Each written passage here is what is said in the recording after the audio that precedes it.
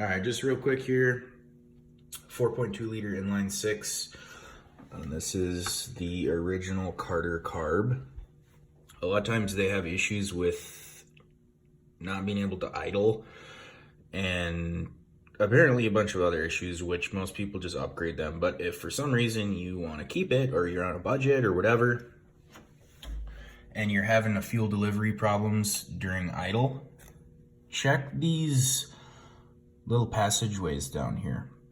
It's just super easy to do. All you do is you take these two screws, take the choke plate out, take the rod off. Be careful not to let anything fall down in there, because otherwise you're going to be fishing it out. And pretty much take those two screws off, and you can lift the whole entire carburetor Venturi assembly out of there, and then you can go clean it.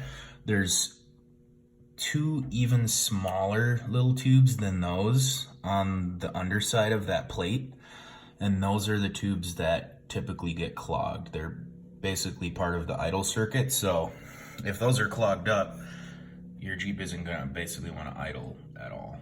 And yeah, I did that. It took me about 15 minutes and idles perfectly.